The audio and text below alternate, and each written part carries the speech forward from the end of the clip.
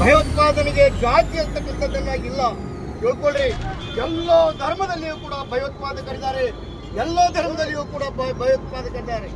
ಆದರೆ ಇವತ್ತು ಕೇವಲ ಒಂದೇ ಒಂದು ಸಮುದಾಯಕ್ಕೆ ಭಯೋತ್ಪಾದಕರು ಅಂತಕ್ಕಂಥ ಪಟ್ಟ ಕಟ್ಟಲಿಕ್ಕೆ ಹೊರಟಿರೋದನ್ನು ನೀವು ನೋಡಿದ್ದೀರಿ. ಯಾಕೆ ಈ ಮಾತನ್ನು ನಾನು ಹೇಳಲಿಕ್ಕೆ ಬಯಸ್ತೀನಿ ಅಂದರೆ, ನಿನ್ನೆಯಿಂದ ನಾವು ಮಾಧ್ಯಮಗಳಲ್ಲಿ ನೋಡ್ತಾ ಇದ್ದೀವಿ, ಅಲ್ಲಿ ಪ್ರತ್ಯಕ್ಷ ದರ್ಶಿಗಳು ಹೇಳ್ತಾ ಇರೋದು ಒಂದು, ಮಾಧ್ಯಮಗಳಲ್ಲಿ ಹೇಳ್ತಾ ಇರೋದು ಮತ್ತೊಂದು.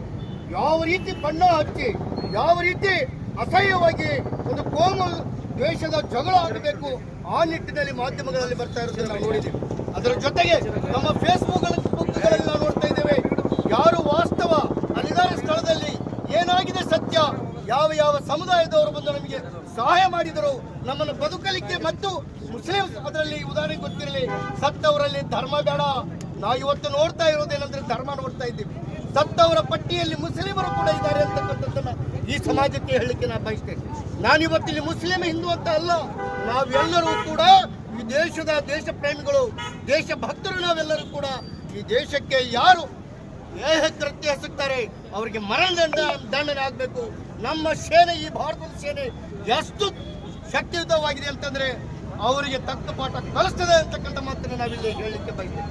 ಹೀಗಾಗಿ ಆತ್ಮೀಯ ಬಂಧುಗಳೇ, ಈಗ ಯಾರೋ ಮಾತಾಡ್ತಾ ಇದ್ರು ಒಬ್ಬರಲ್ಲಿ, ನಾನು ನನ್ನ ಕಿವಿಯಿಂದ ಕೇಳಿ ಬಂದೆ, ನನಗೆ ನೋವಾಗುತ್ತೆ. ನಾಟಕ ಆಡ್ತಾ ಇದ್ದಾರೆ ಮುಸ್ಲಿಮರು ಇಲ್ಲಿ ನಿಂತ್ಕೊಂಡು ಅಂತಕ್ಕಂಥ ಮಾತನ್ನ ಒಬ್ಬನೇ ಹೇಳ್ತಾ ಇದ್ದ. ಪ್ರಾಮಾಣಿಕವಾಗಿ ಹೇಳ್ತೀನಿ, ಈ ದೇಶದ ಭೂಮಿಯ ಮಣ್ಣಿನ ಮೇಲೆ ನಾನು ಪ್ರಮಾಣ ಮಾಡಿ ಹೇಳ್ತೇನೆ, ಪ್ರತಿಯೊಬ್ಬ ಮುಸಲ್ಮಾನರಲ್ಲಿ ಈ ದೇಶದ ಬಗ್ಗೆ ಗೌರವ ಇದೆ, ದೇಶದ ಬಗ್ಗೆ ಅಭಿಮಾನ ಇದೆ.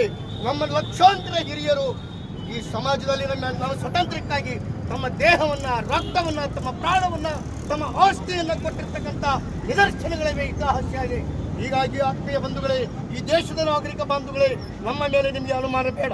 ನಾವು ಮುಂಚೂಣಿಯಲ್ಲಿ ನಿಂತು ನಮ್ಮ ದೇಹ ತ್ಯಾಗ ಮಾಡಲಿಕ್ಕೆ ಕೂಡ ತಯಾರಿದ್ದೀವಿ. ದೇಶಕ್ಕಾಗಿರ್ತಕ್ಕಂಥ ಮಾತನ್ನ ಹೇಳಿದ ಮಾತನ್ನ ಮುಗಿಸ್ತೇನೆ. ನಮಸ್ಕಾರ.